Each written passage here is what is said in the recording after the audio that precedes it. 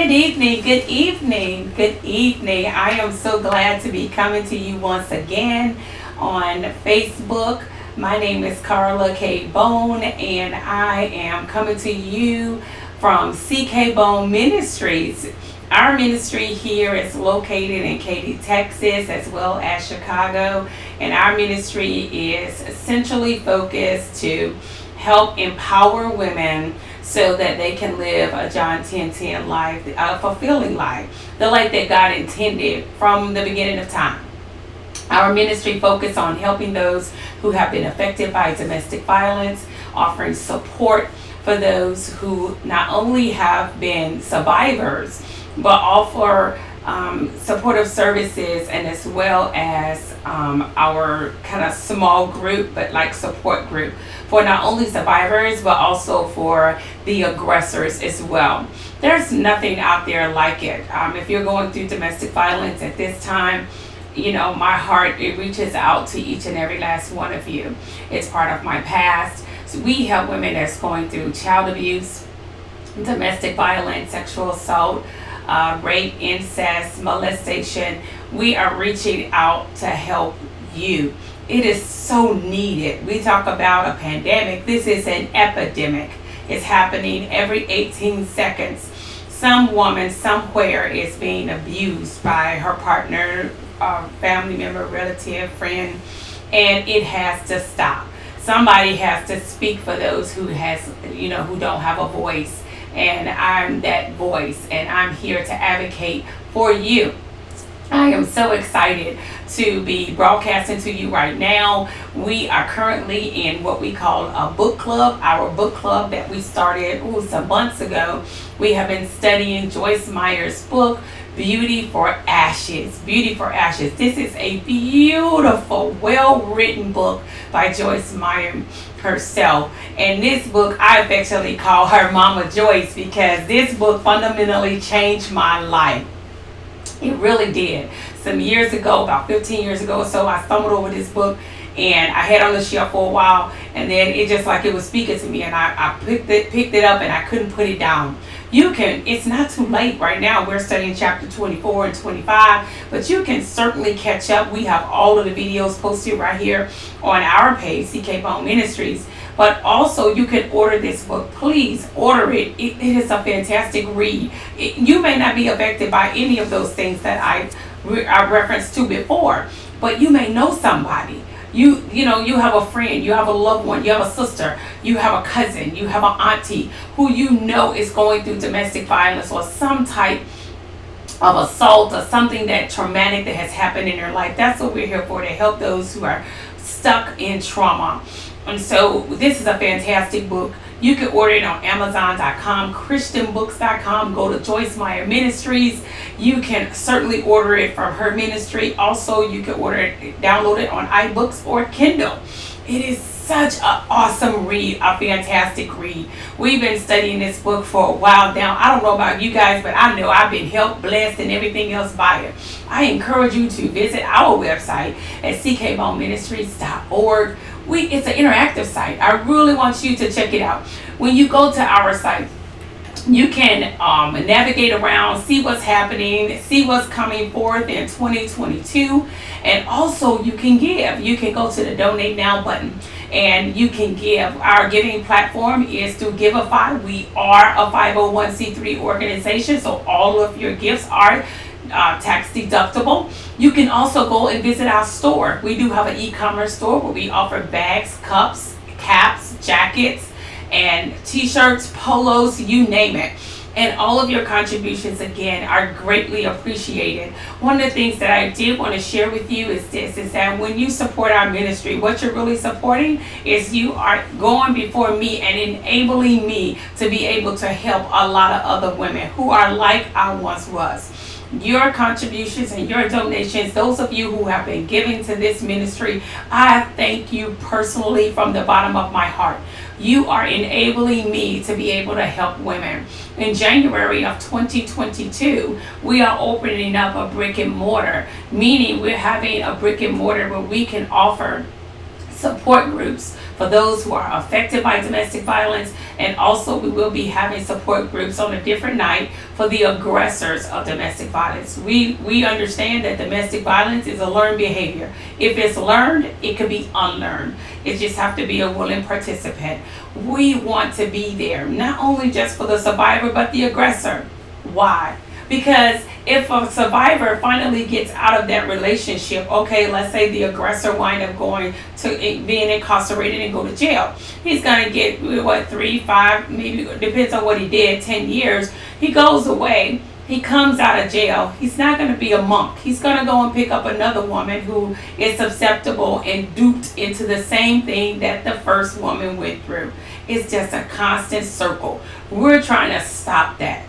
We're trying to get to the bottom of that, and we're trying to help not only those who are surviving, but those who are the aggressors as well.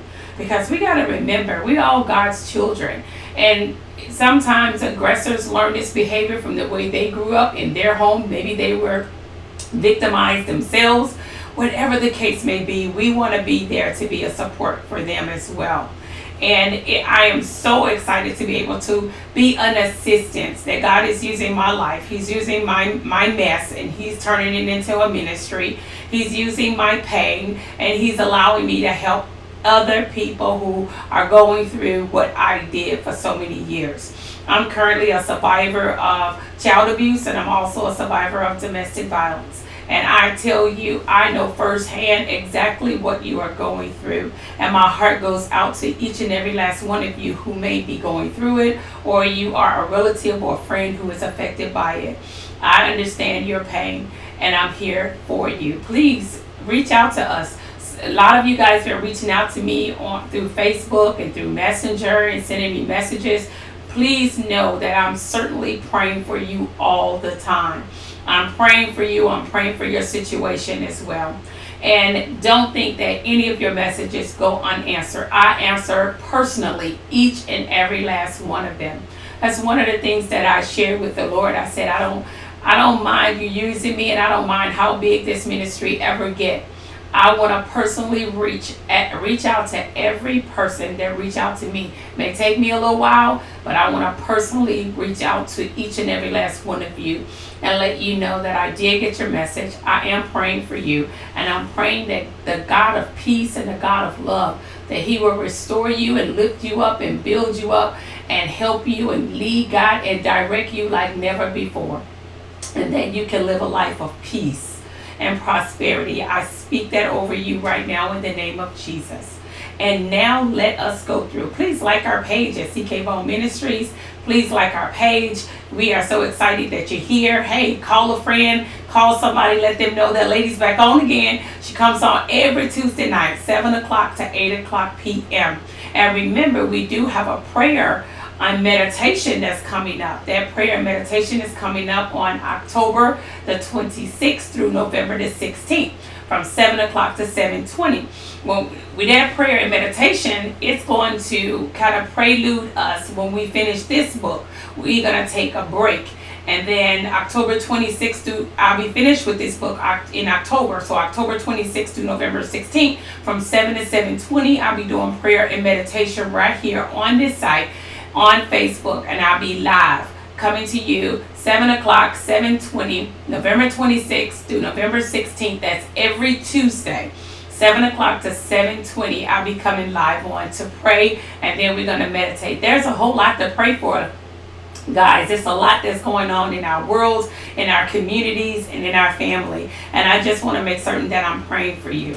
In January, we'll be launching that next book, which will be Battlefield of the Mind. And I'm going to be talking a little bit about that in the coming weeks, but that's by Joyce Meyer as well. So you might want to pick it up. Go to Amazon.com or go to Joyce Meyer Ministries and pick up Battlefield of the Mind. I realize that if you really want to be set free from anything, it starts first in the mind. You got to make your mind up that I want to be free from this. I want to live a good life. I want to have my life to be useful in the service of others. And when you get your mind straight, the body always follows. Come on, I'm going to say that again. When your mind gets straight, the body follows. That's the reason why we're going to start the new year out, the new year being the new you. And we're going to work with your mind starting in January. We're going to be studying Battlefield of the Mind. I'm so excited to be bringing that material to you, and I look forward to you tuning in. It'll still be on Tuesday nights, 7 o'clock to 8 o'clock Central Standard Time. Let's go into our read from Mama Joyce. And we're going to be starting with chapter 24 from Mama Joyce from Beauty for Ashes. She talks about building bridges and not walls. I don't know about you, but once I've been set free from domestic violence, I found myself, I built up the Taj Mahal. I had bricks, buildings I had erected, and I didn't know what to do with them. And God just been showing me, you got to tear that stuff down and start building bridges. Because if you build up walls, no one can get in, but you can't get out either. But if you build a bridge, it allows people in, and then it allows you to get out. And that was one of the hardest lessons that I had to learn. Because in order to build a bridge, I had to learn to trust people. And I had a problem with trusting anybody. I didn't trust anybody but myself. I figured I could trust me, I could depend on me, and that's all I needed. But God been showing me over and over again that you need people. You need people, and you need to be able to trust them until they show you otherwise. So now I'm living this life where I'm trying to trust people, and I said trying because it's a process. It doesn't happen overnight. It happens a little bit at a time, and I'm learning to let people in. One of my goals that I have for this year is to cultivate new and exciting relationships with different people from all walks of life, all backgrounds. I wanted to personally do that and start cultivating these relationships instead of start shutting people out and just leaving them out there. I call it in the nosebleed section of my life. I'm trying to be more open and allowing people in. And I'm not going in it with a false facade thinking that I will never get hurt, because it probably will happen. But I ask God to help thicken my skin that if it does occur, I'll be able to bounce back from it. It won't affect me. I may bend, but I don't break. And that's been my prayer. And God has been answering that prayer so fervently in my life. Let's see what Mama Joyce had to say about building bridges and not walls. Let's indulge together. She says, Mama Joyce says, walls represents protection. She said, we all have a tendency to build our own walls in an attempt to protect ourselves against being hurt. She's talking to me there. I don't know. Maybe I'm talking to you too. Do you build walls to protect yourself so you won't get hurt? And them people ain't did nothing to you. You just assume. I don't know about you, but I used to do that. I meet somebody and I look at them and they really nice, and I be thinking about how they gonna probably stab me in the back. I be like, she talks a lot. She's probably gonna gossip on me. She's probably gonna tear me down. I ain't thinking. And I mean, that's a mindset. And God want to set us free from that. And I remember when I got set free from it, I said, Lord, I'm going to give everybody 100% until they show me they only worth 50. And when you show me you worth 50, I'm going to cultivate that relationship at 50, if that makes sense. But I'm not going to assume that everyone that I meet and come in contact with is a 50. Okay? She said, as I have mentioned several times, although I have a very kind and wonderful husband, there are times when he hurts me. I finally realized that whenever my husband caused me emotional pain, I erect a wall. I am speaking spiritually, behind which I could hide and keep him from hurting me again. I can certainly relate with Mama Joyce. Sometimes even in my own marriage, sometimes my husband, he doesn't mean to, but he does things to hurt me. And one of the things that I had to realize is that all of the hurt that I thought he was causing me some of it was legitimate, but some of it was not. Some of the hurt was things that he said or did that triggered some hurt that I was dealing with in the past.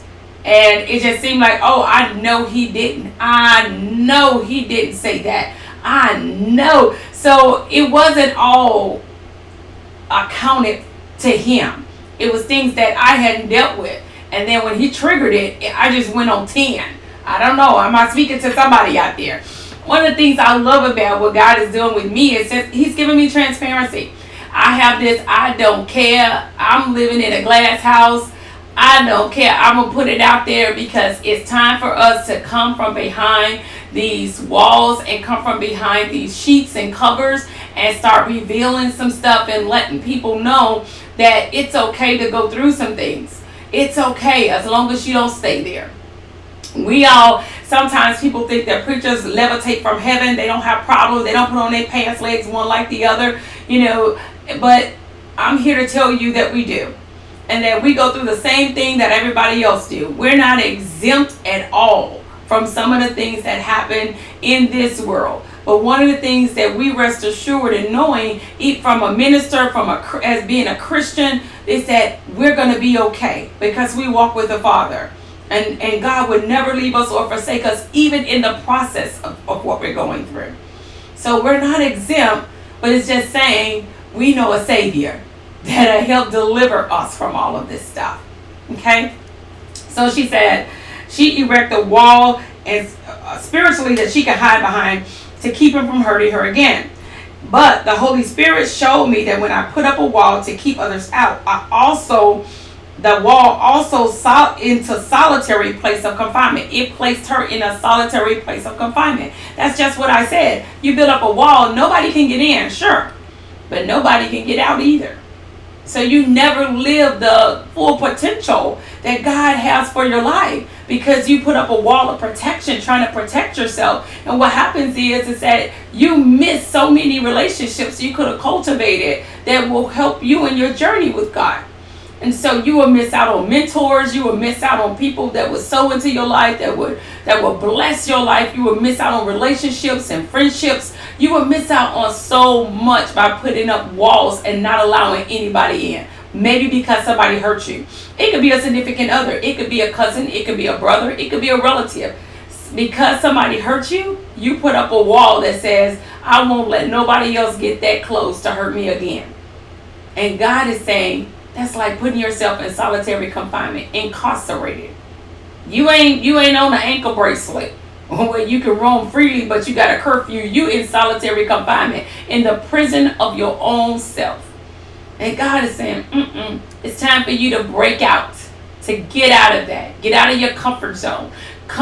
Really cultivate some new relationships. Cultivate some new friendships. Cultivate and learn how to connect with other people, because this is the essence of a breakthrough. I know firsthand because I always used to stick with what was comfortable. And God was like, no, it's time for you to come out your comfort zone, sister. And I said, okay. Lord, I'm ready. And he was like, okay, we'll see. And I've been purposely cultivating all those different types of relationships. And so I encourage you to do the same as well. And here's what Mama Joy said. She said, many people live isolated lives because they have erected self-made walls to protect themselves. However, those walls become prisons, she says, and they are trapped in bitterness and loneliness. They erect protective walls to protect themselves from experiencing emotional pain. But they are unable to love and be loved unless they are willing to be hurt. She says, spending your lifetime trying to avoid pain is more painful than living normally and dealing with each issue as they arise. That's one of the things that I learned. I can't sit here and keep on expecting, something bad to happen or somebody to betray me. And I have had my share of betrayal in my life. I have. But I cannot expect everybody that come into my life is going to betray me as well. Now, some come into my life and they do betray me. But my prayer is, Lord, if they don't mean me any good, give me the thick enough skin to be able to deal with it and handle it in such a way that will be pleasing to you. And let me not take that as a sign of rejection, like there's something wrong with me. Because it's not. When people do stuff like that to you and tear you down and manipulate and lie and cheat and steal and do all kind of stuff, it's not about you. It's about them. It's something that's unhealthy with them. Remember, hurt people hurt other people. So let's see what Mama Joyce had to say about this. She said, Jesus is the healer and would always be available to minister comfort to you in a hurtful situation. Yes, she said he will minister to you comfort. She said, I believe the Lord wants me to encourage you right now to take a step of faith and tear down your self-made walls. Can you take a step of faith today? Yes, I am talking to you. Can you take a step of faith today and say, Lord, help me to tear down these self-erected walls that I have placed around myself in order to protect myself. Lord, help me to trust you to be my protector. Listen, if you prayed that prayer, I know that God heard you and he will answer you. He will answer all of your prayers. I know he will. So let's keep going. She said, the thought will probably be frightening, especially if you have been living behind them for a long time. God can bring down those emotional walls and separate you from others, just as he crumbled the walls of Jericho. See Joshua 2, 1 through 21, chapter 6, 1 through 27. She said the King James Version of Hebrews 11:30 states that by faith, the walls came down. By faith. You just prayed that prayer, and by faith, I believe that your walls are coming down. Not coming, no, let me take that back. They have came down. I don't know about you, but I'm praying that same prayer. Lord, teach me every day to pray that any walls that I erect around myself to protect myself, that they have came down. They're down. They're down in Jesus' name. Says, I have to take a step of faith each time Jesus showed me that I have erected walls to keep others out. I must choose to put my faith in him as my protector rather than attempting to protect myself. You got to put your faith in God to protect you and not yourself.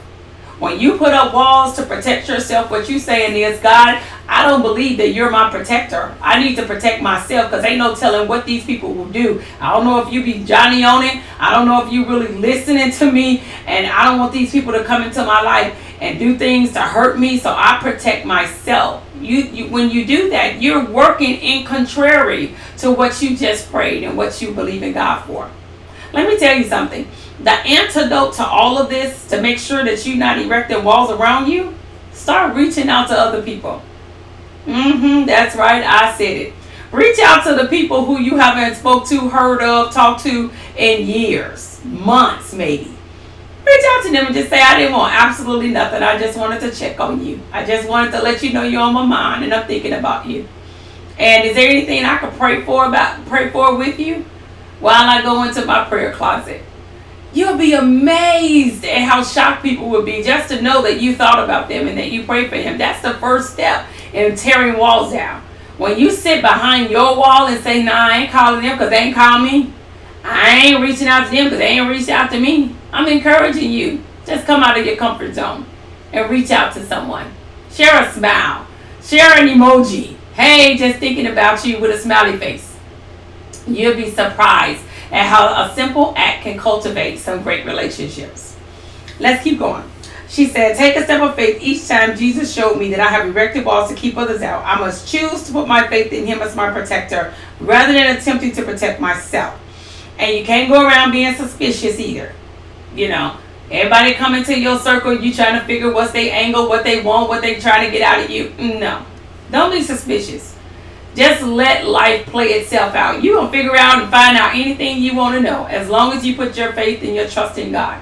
And say, God, if they got a ulterior motive, just reveal it. If not, I'm just going to keep going just like they the best thing since Big Mama Big Bread. I give people a fair shot until they show me that, you know, they wasn't worth the shot, if that makes sense. She says, also in Isaiah 60:18 is the one that ministers to her the most. Violence shall no more be heard in your land, nor devastation or destruction within your borders. But you shall call your walls salvation and your gates praise. That's my prayer, that violence will be no more. And I know you saying, girl, that's a nice prayer, but you know, that's like emptying out Lake Michigan with a Dixie cup. I get it. But I believe the fervent prayers of the righteous availeth much. If I keep praying that it's violence no more, then somebody in heaven is going to get the attention of Jesus. Somebody is going to take that message to the Lord. And God is going to start doing something about it. He'll start dispatching angels and he'll start raising up some of his Deborah daughters and start raising up, you know, people in ministry to start addressing the issue rather than to sweep it under the carpet. Domestic violence has always been around for centuries. However, it's been a taboo subject. Nobody want to talk about it in the pulpit. Nobody want to talk about it at church. There's no support groups at church that'll deal with it.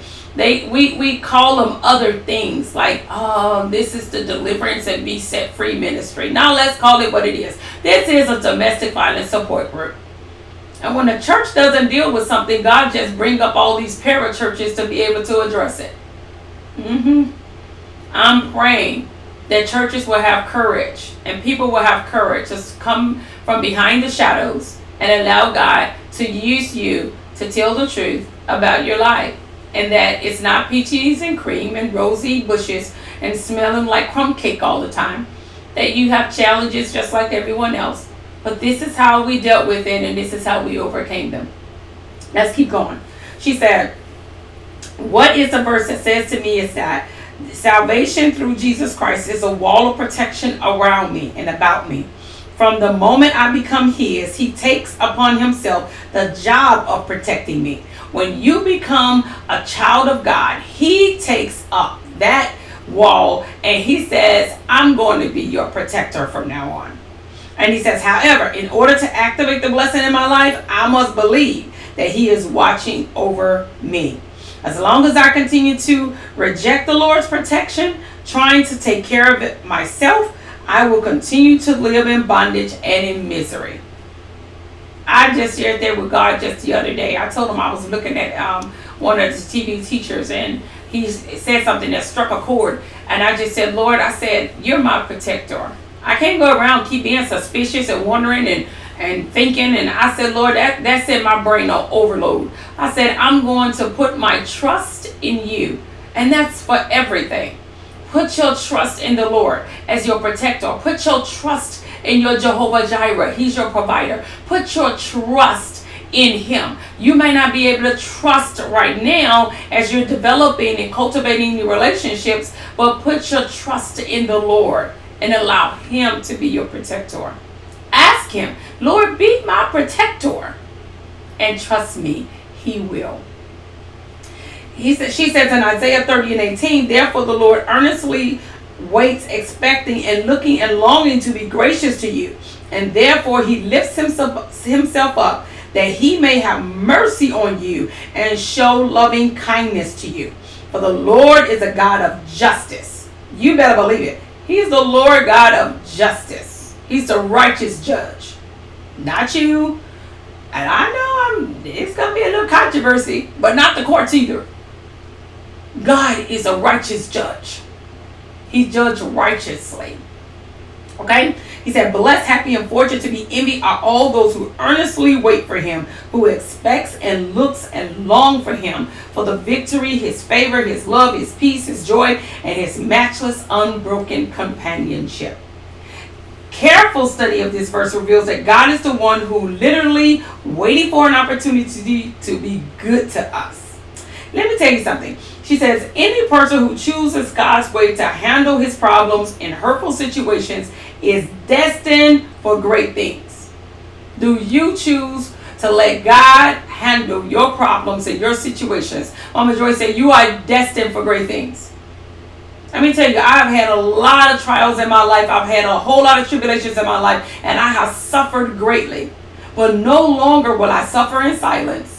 And no longer would I hold my tongue and hold my peace. It's time.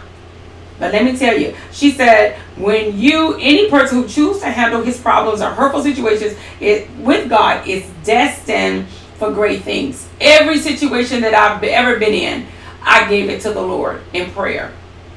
And that's the reason why God, he shines his mercy on me so much. Because the Bible says, blessed are those who are merciful, for they shall obtain mercy. I have given mercy a lot. I have loved hard. And God always have mercy on me. So when I make a deposit of mercy, it's because I can make a withdrawal of mercy. Because I've made a deposit. Who do you need to make a deposit of mercy to? Maybe you need to forgive. And let go. Let go the anger and the hurt and the pain of someone who has caused you pain. I know that's hard. But if you sitting there holding your pain, thinking that it's justified. I have a right to be. You don't understand, lady, what this person did to me. Listen, to hold on to that anger, that hurt, and that pain is like you drinking poison and wishing the other person died. Nobody's being affected by all of your hurt, anger, and pain, and mad. And you're mad at the world. You're mad at everybody. All of that's internally affecting only you. Because the person who you're mad at, they don't even care. They done moved on with their life. You're stuck. God's trying to get you unstuck. Come on, you got to let it go. And I know you sitting there thinking, I don't want to, though. Want to. Ask God. God, help me to want to want to. Repeat that again. God, help me to want to want to. Okay? Said, how can we be more conquerors at the same time look like sheep being led to the slaughter? The answer is simple. While it may appear we are being taken advantage of, because sometimes it looks that way, well, I'm always the one that's forgiven. He always does this to me, or she always says that to me, or she always, and they just taking advantage of me. Let's see what Mama Joyce had to say about that. She said, while it may appear we are being taken advantage of, while it may seem that the Lord is not going to rescue us, we are more than conquerors, because in the midst of the mess, we have a knowing inside that our God will never leave us or forsake us, and that at exactly the right moment, our deliverance and reward will come. You let them go. You set yourself free, because you know they're not taking advantage of you. You gave them a gift of mercy. You let the pain go. You let it go. And the righteous judge, the God of mercy, he will reward you. Your reward is coming. Okay? She talks about building those bridges. And one of the things that she says, but now, where there were walls, there are bridges instead. Instead of walls, we want to build bridges. She said, all the difficult and unfair things that have happened to me have been turned into highways over which others can pass to find the same liberty that I have found. Listen, I am a benefactor of Mama Joyce building bridges, because I'm passing through the bridge that she built. She went through, I'm sure, from what she described, it sounds like hell. But she overcame.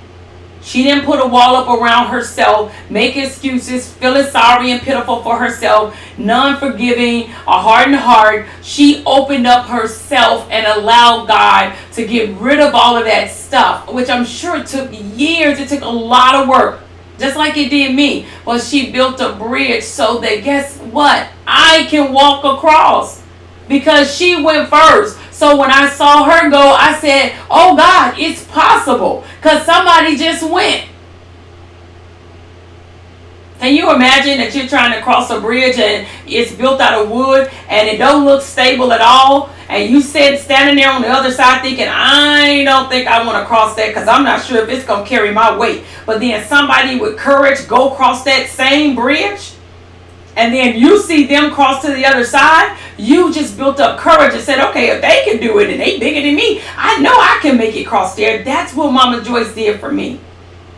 She went across a bridge, and she allowed God to help her erect a bridge so that people like me could come across. Now, what do I mean? Where am I going with this? Because I'm a benefactor of her faithfulness, and I'm coming across that bridge, I'm now building a bridge myself so other people can come across as well. That's why it's so important for you to build bridges, not walls. Because she built a bridge, she encouraging me to build a bridge, and I'm building bridges and people coming across my bridge that she probably could never reached before. That's why bridges are so important. She says, then you can become a bridge for others to pass over instead of a wall that shuts them out. In Hebrews 5:9, Jesus is referred to as the author and the source, she said, of eternal salvation. He pioneered a pathway to God for us and became a highway for us to pass over. Jesus became a highway for us. So he built a bridge, showed us how to do it. Mama Joyce walked with him. She built another bridge, showed me it's possible. I came through it, and now I'm building another bridge. Can you imagine how many bridges we'll have if everybody became delivered and started building bridges? It would be a pathway for our generation that's being lost right now. The reason why they're lost is because too many of us have been building up walls. The younger generation can't even see over the wall. We're not building bridges for them. That breaks my heart. They're perpetuating what we went through and even worse. They're doing it 10 times worse than what we did. Because we're not being honest with them. We're not being transparent for them. And we're not building bridges for them. That's why it's time for us to come from behind the walls. No more walls. Let's start building bridges. Let me ask you something. What bridge have you built where you can look back and you can see other people coming across? If your answer is none, it's time for you to start using your social media platform, using what God has given you to start erecting and building some bridges. So when you look back, you can see other people coming across. I believe that's what Christianity is all about. Let's build bridges. Let's keep going. Mama Joyce gave us the scripture in Isaiah 61. She says it's rich and plentiful. She says she read them often. And she literally is the essence of what, this whole chapter is about. She said a person who reads this book will inherit promises. God has done his part by giving us Jesus. She said, I have done my part by acting the word of God and obtaining freedom. Then writing this book to help you do the same. Now you must do your part by making a quality decision that you will never give up, but until you have allowed him to bind up your wounds, heal your broken heart, liberate you in every area of your life, and open up the prison doors. To give you joy, she says, instead of mourning. A garment of praise instead of a heavy burden and failing spirit. And beauty, she says, instead of ashes. Let me tell you something. Remember I told you earlier in this broadcast, I said, I'm just as transparent as it comes.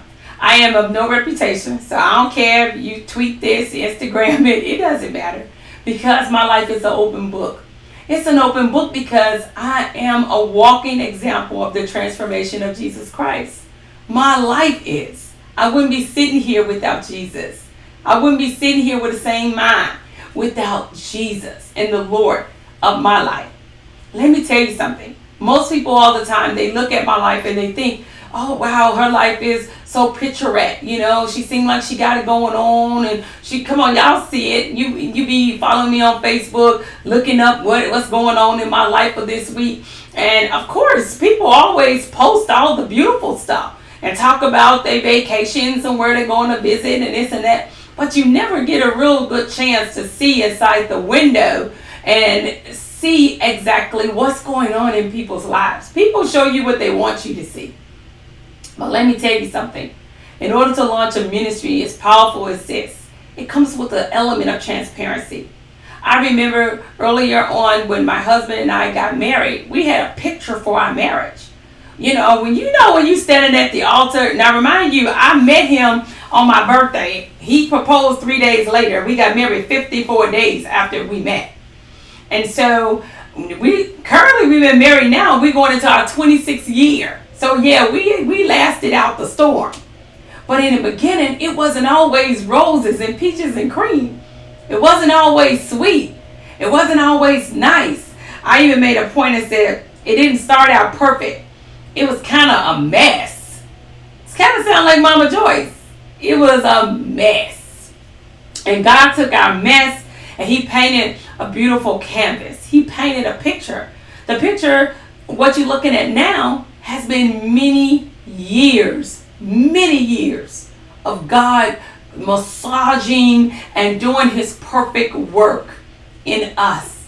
He painted the picture. We had splash paint, but God said, let me clean that canvas up. Let me paint the picture. And then I'm going to show you what it could look like. And I got a video I want you to see. What we went through, it kind of looks something like this. I don't consider myself an artist or an inspiration. I just consider myself maybe like a dreamer. Painting up on the roof kind of allows me to escape from the busyness of the city and focus. I get to see all of the chaos and all of the movement around me, but I get to go at my own pace. I started painting on X-rays because I needed a canvas that people would pay attention to rather than focusing on my artwork. That gives me time to prepare myself for when they say, so what does this mean? It's almost like a personal thing to me, what it means or why you put it together. It's almost like you don't want to share it. It's your own little secret. Somebody probably looked at this X-ray with so much anxiety that they have this deformity or this disfigurement for the rest of their life, and I take it and make it something that people will enjoy.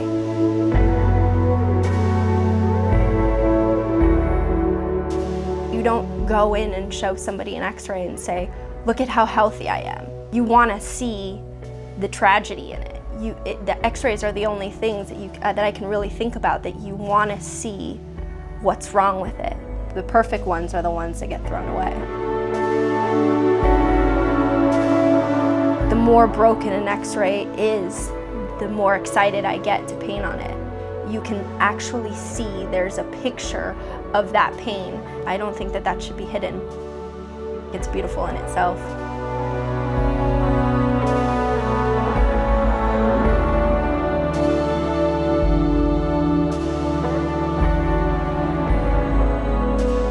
I lost my father when I was 15, and I think a lot of times people will use that as an excuse to kind of just completely go off the path that they're on. But to me, I had an incredible, amazing, encouraging father for 15 years of my life, which is more than most people can say for their living fathers. So I think there's always something broken, and you can always take it and put it into a positive, and that's the way that you rise up. You really can't experience happiness until you've experienced pain, because then you're able to compare the difference.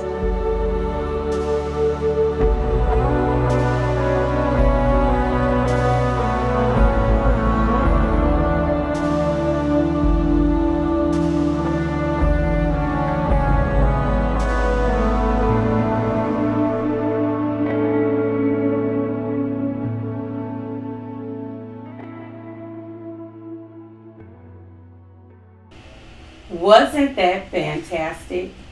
When I looked at that video, that is exactly what God did in our life. I don't know about you, but she said something that stood out to me. She said, perfect ones are the ones that get thrown away. People need to see imperfection.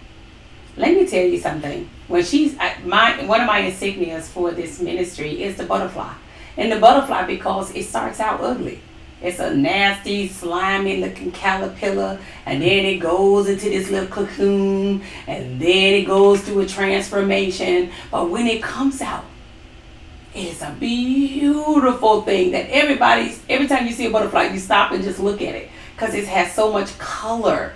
It has so much essence to it. You're just looking like in awe. But it didn't start out that way. And that's the way that Glenn and I started. One of the things I definitely wanted to add him and bring him onto the show, because this is our ministry, although it bears my name, it's our ministry. But I wanted him to come and just give you a snapshot and just a look and a view that it wasn't easy for us. Would you say it was easy when we got married? No, it wasn't easy, because I believe that you came in with your set of baggage. I came in with my set of baggage.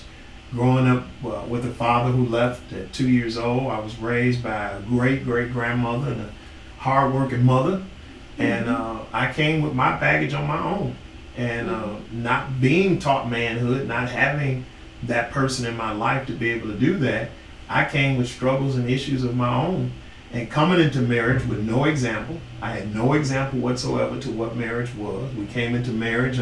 I knew for a fact that God had put us together, because I always tell people I heard God audibly saying to me that this is your wife, even though I wasn't looking for no wife or nothing else at that time, because I've already had bad situations in relationships. So I kind of thought to myself that, again, this has to be a joke. This couldn't be from God. And to come into this with no real understanding, no real training for this, and then to come in and we didn't even get an opportunity to date. Again, we met one day. I proposed the third day after we met. 54 days after the day we met, we're married. And it was just a shock, to move into that. And then not understanding the manhood, the pressures of life and all of that, we experienced domestic violence in the beginning parts of our relationship as well. And I was the aggressor in that. And I know that may be a shock to you. Yes. But yes, it's a we shock. experienced domestic violence when we first got married, and and some through the marriage. However, we both were committed to allow God to paint this picture for us, and this picture that He painted, we kind of kept that before us, and we loved God, but we just didn't know how to get along with each other, and we needed God, and we needed help. Now we went through a lot. But one of the things that I am so proud of is that you were committed to going to counseling. I went and to so counseling, was I. And even during those times when we didn't have God there, I had to learn within myself, because maybe there's some of you all that are sitting there. And what I learned through that and what God had to teach me, even in preparing me to be a pastor. I've been a pastor 19 years now. To prepare me to be a pastor is something that maybe you need to think about. So many of us, we go to church and, we're the power couples. We dress alike and we try to put this front out in front of people. But you have to learn, in order to accept Jesus Christ and to have Him in your life, the Bible says you have to come before Him with no ego. You have to come before Him naked, putting before Him all of those faults, all of those things that come to you. But let me ask you a question. If I've got to do that for Jesus, don't you think I have to do that for you as well?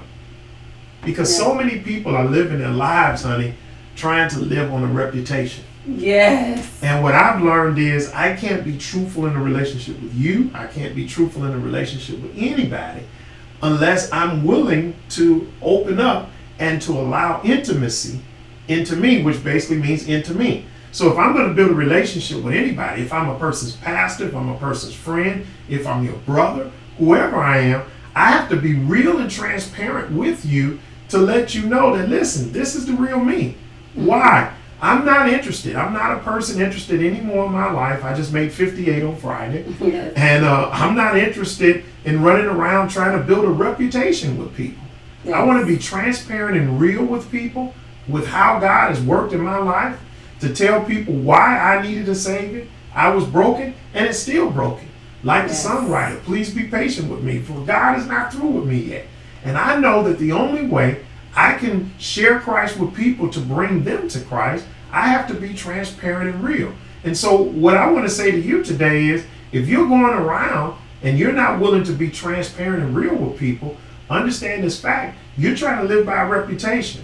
And reputation is what people think of me. I want to live my life with character. I want to live by character, which is what God knows of me. Yes. So the question becomes, do I want to live a life making people think I'm holier than thou? Yeah. Or do I want to live a life to say, you know what? The reason why I love Jesus, the reason why I love my relationship with God is because God took me when I was not worthy of God's love or God's grace. But God took me in spite of myself. The Bible talks about how when I was yet a sinner, He took me. The songwriter says He looked beyond my faults and saw my needs. Yes. And so because God did that for me to build a bridge, I think we need to do that for each other as well. I know, and one of the things that I'm blessed in that when we were going through this, our children were babies. Yeah. You know, and that they didn't have to grow up in that. And my heart goes out to anyone who's raising children who is witnessing that, because you're inadvertently teaching them this is how you communicate. You communicate with your hands. My children, they were babies, and so I think they've only witnessed maybe one incident, you know, since they were older, but we were able to even counsel through that as well. We had 20 years, you know, where, you know, they had a healthy upbringing, and I think they're the fruit of that. But I want people to know that I'm not just coming to you with this ministry and this great idea. I'm coming to you with something God has been dealing with both of us for years. And he's been saying, hey, it's time, you know, guys, to be transparent and let people know you ain't levitate here, that you go through the same thing, and that we had to learn communication and how to communicate with each other. We had to learn, you learned a lot of my triggers, because I came from a history.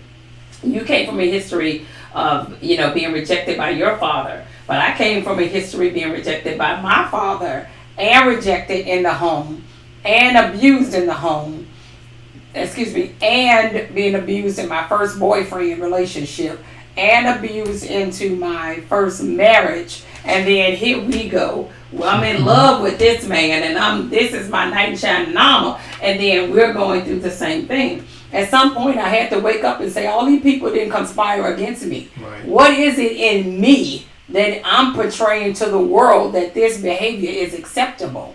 And I had to start holding some accountability there. Yes. Remember, I was talking to y'all some weeks ago and talked about accountability. And so when I held you accountable and said, hey, we need to go to counseling. Well, actually, you sought out counseling before he said anything to me. He was disappearing, like, what was it, Thursday night? Every Thursday night, he was disappearing.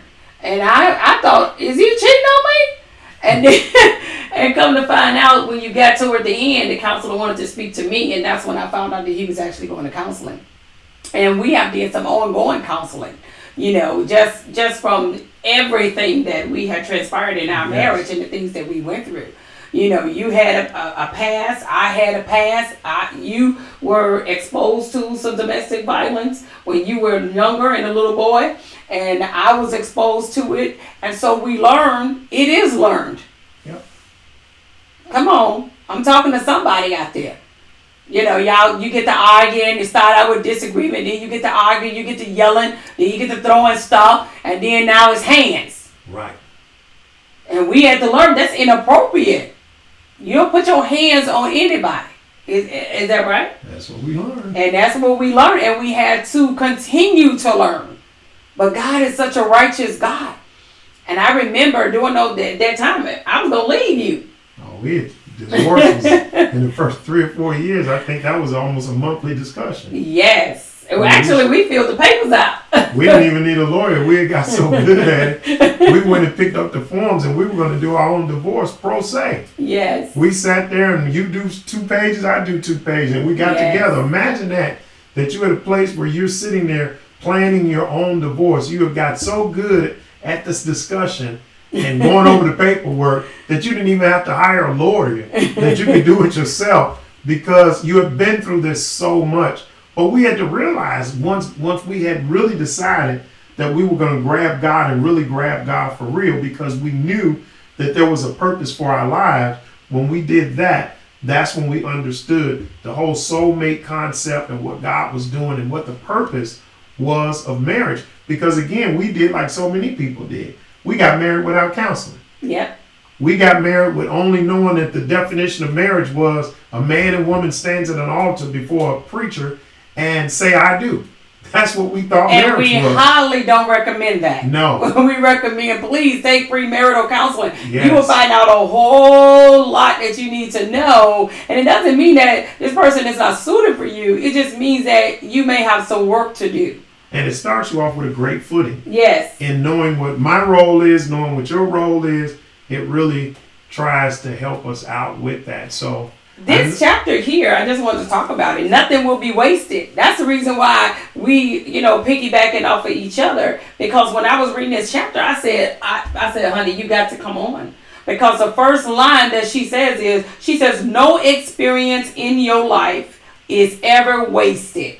Right. Or in vain if you give all your cares to the Lord. Well, at the time we were going through domestic violence, we thought it was wasted. We said, oh, Lord, what we done got ourselves into now. And a lot of people were looking up to us and smiling and thinking we were the power couple. They had no idea what we were going through. Exactly. Sometimes we were arguing on our way to church. We were arguing, going to church.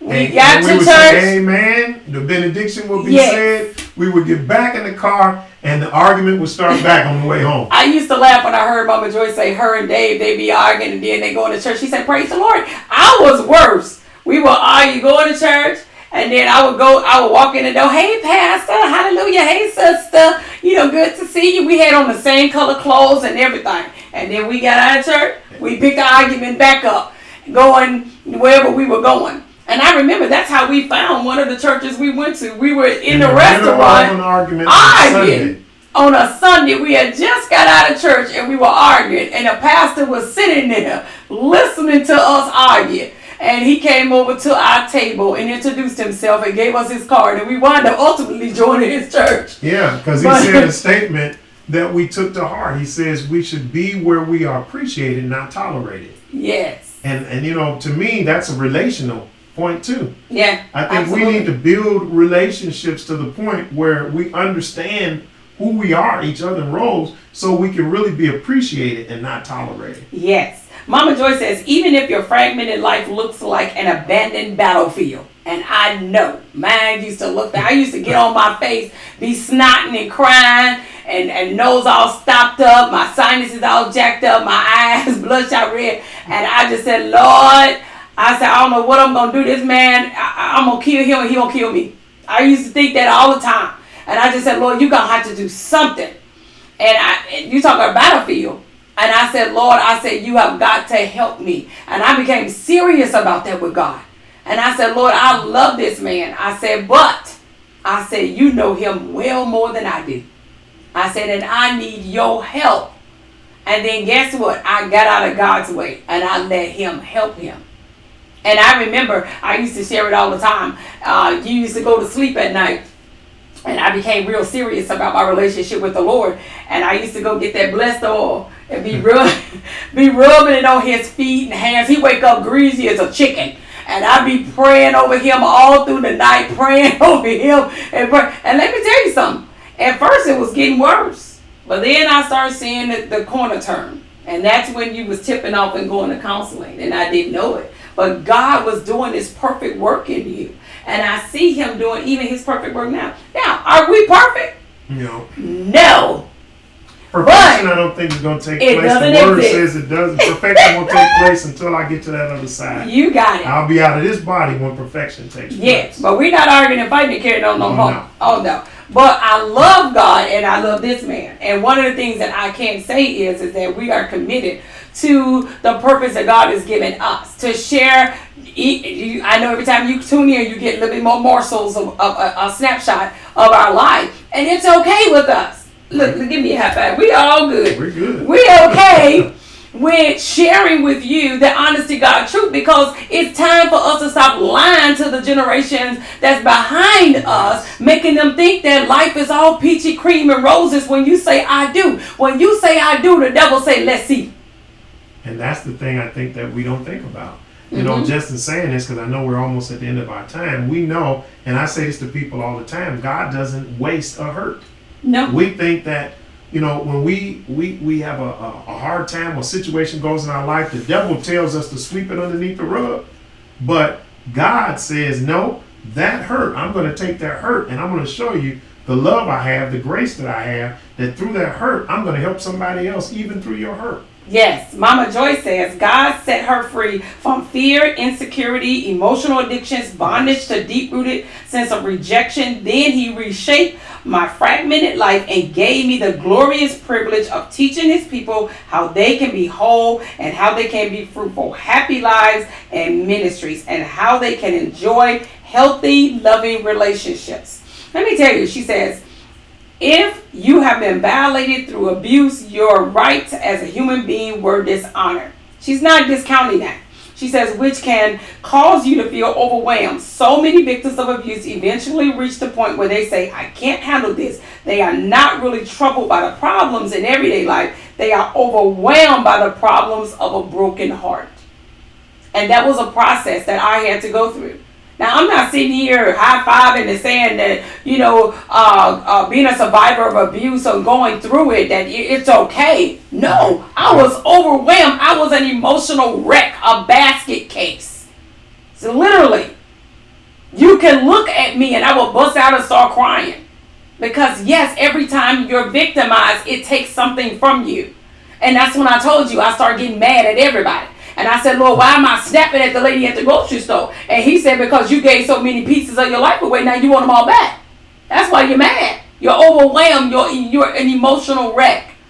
And I had to get it together. And the first step I had to do, give my life to him.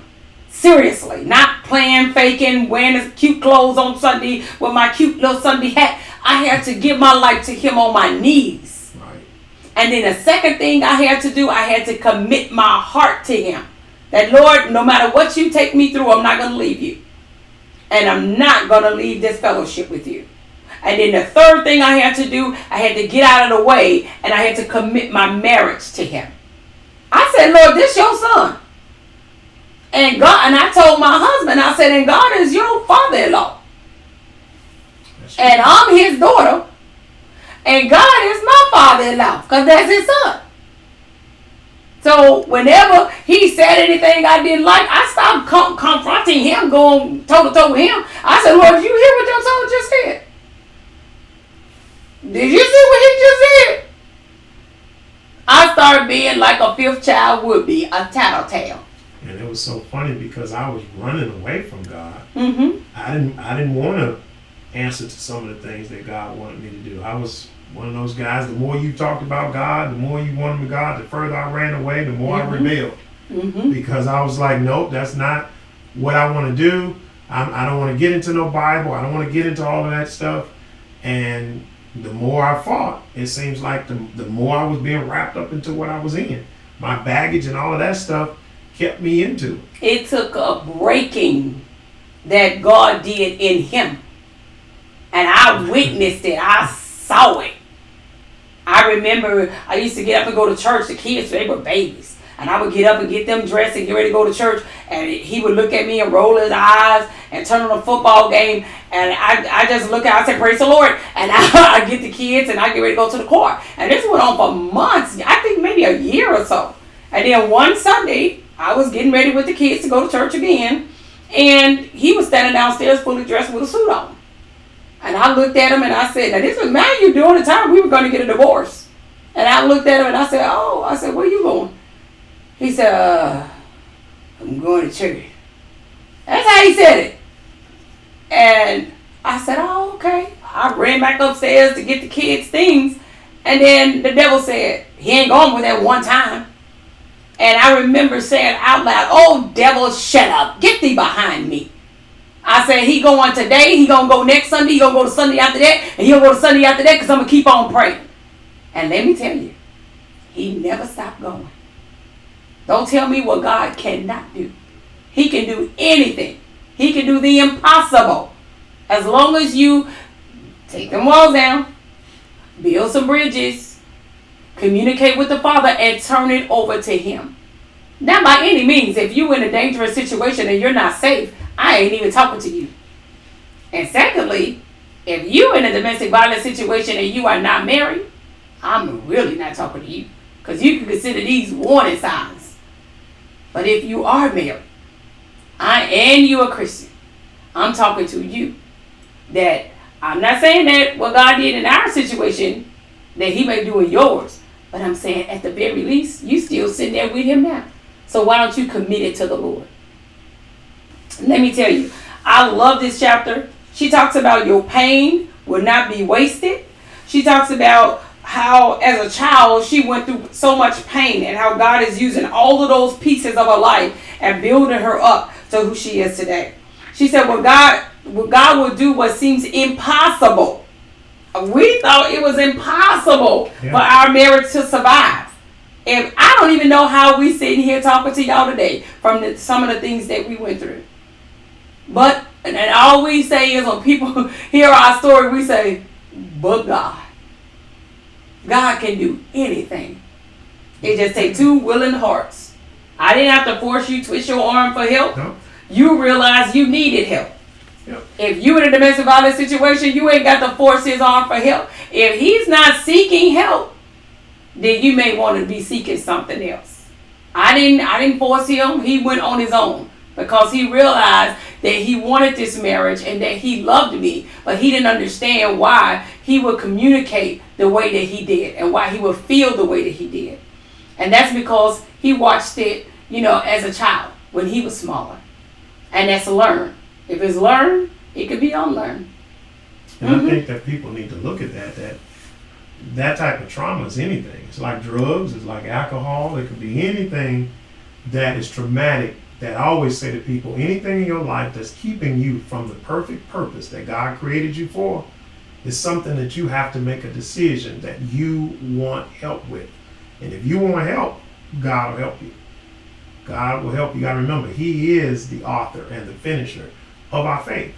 And so again, it's important that we look at Him. So I know we're at the end of our time, and hopefully I'll get a chance to come on with you guys again. For sure, you'll probably see me come on with you guys when it's time for prayer and meditation. But I was just excited to be able to come on because when my wife mentioned it, I said, look, I'm a person of no reputation. I'm not trying to live a life for a reputation. Those days are over. I belong to the Father.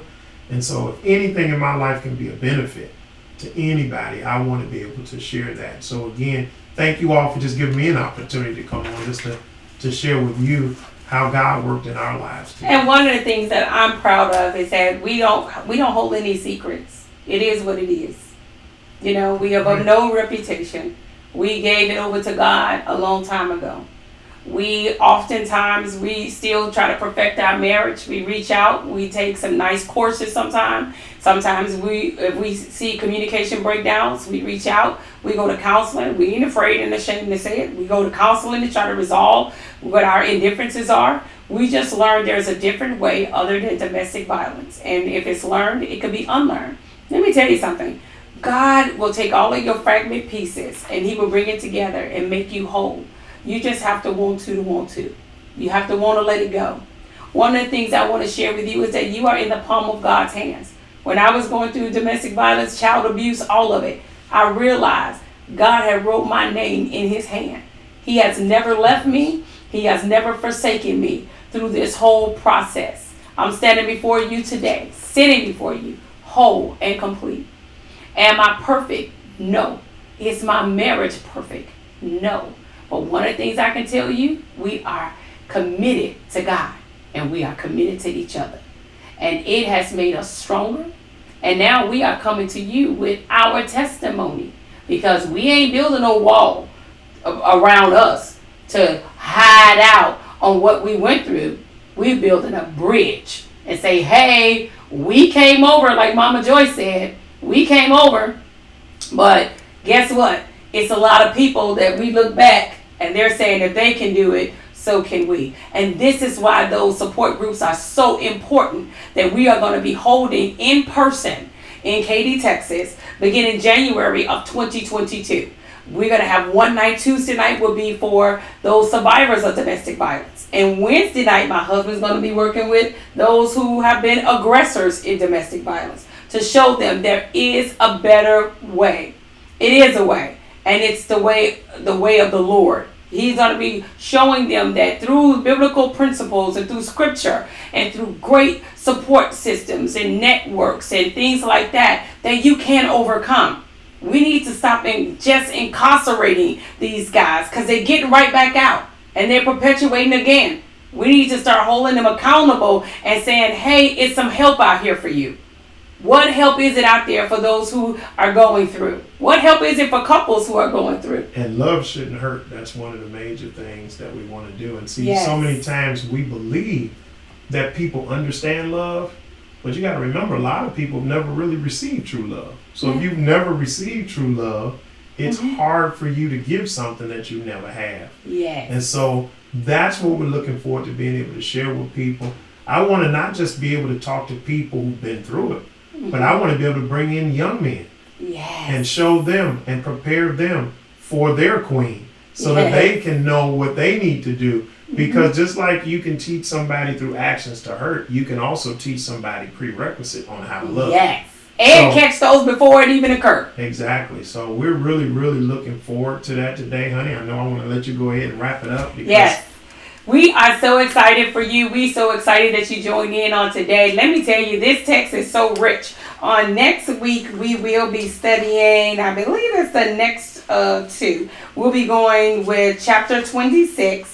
Chapter 26 talk about 26 and 27. I am so excited about next week because next Tuesday, 7 to 8 o'clock Central Standard Time, we're going to be talking about double for your trouble. God will give you double for your trouble. I'm a living testimony of it. Thank you so much for joining us here at CK Bone Ministries. I'm so excited for you. We love you. And honey, I'm so glad that you joined me today. And I'm so excited that God is doing some fantastic things in our life. And you know, just for the listening audience, I want to give you some sugar. We love you and there's nothing you can do about it. Thank you for joining us.